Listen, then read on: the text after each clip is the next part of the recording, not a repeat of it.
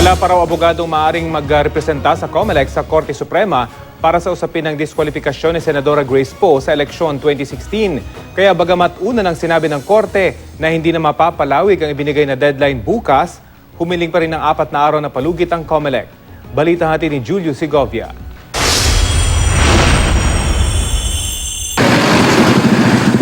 Humingi ngayon ng COMELEC sa Korte Suprema ng dagdag na 5 araw para makasagot sa apela ni Senator Grace Poe laban sa dalawang desisyon ng COMELEC na i-disqualify siya sa 2016 presidential elections.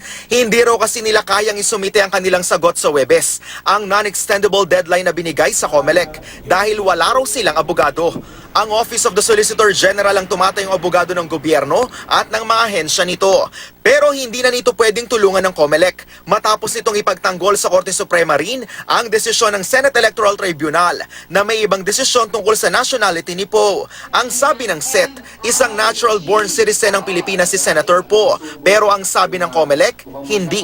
Sanay naman kami sa sariling sikap, so kami na lang ang gagawa nung aming answer. Well, hindi naman namin sinisisi ang Office of the Solicitor General, lalo-lalo na at mukhang magkasalungat yung kanilang posisyon dun sa naging posisyon ng majority sa COMELEC. Patuloy na kinukunan ng GMA News ng pahayag si Solicitor General Florin Hilbay. Ayon sa election lawyer na si Romulo Macalintal, tama lang din daw na hindi na ito mag-abogado para sa COMELEC. Magiging inconsistent lang daw kasi ito. May mga instances talaga in the past na kapag ka ang Solicitor General ay hindi sumasang-ayon sa decision ng COMELEC, hindi nila nire-represent ng COMELEC. Para naman kay Attorney Carlos Vista ng UP College of Law, ang ginawa ng Solgen ay pagpapakita ng independence nito. Pinapakita lang dito na may independence, so may sariling pag-iisip at pananaw ang OSG. At siguro doon sa mga nagsasabi na yung government natin ngayon, no, ang nagpapaandar lahat nitong mga kaso laban kay Senator Grace Poe, mapapaisip ngayon.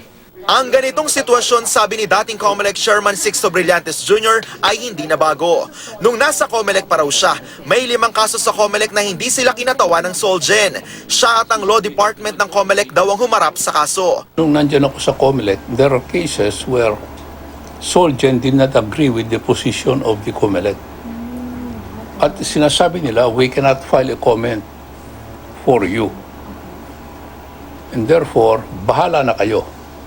If that is the case, ang humaharap doon kami na at saka yung law department ng COMELEC. Yun nga lang sabi ni Brillantes, sa kaso ni Grace Poe, mismong si COMELEC Chairman Andres Bautista nag-dissent o hindi sang-ayon sa desisyon ng nakararaming commissioner na kansilahin ang Certificate of Candidacy ni Poe. Commissioner Rowena Guanzon. Siya medyo malakas ang loob. Hindi ko alam kung kaano siya kagaling, pero mukha okay naman. Kung siya ang ponente, then siya dapat. So usually sir, dapat ang ponente? Kasi yung ponente, yun ang gumawa ng desisyon.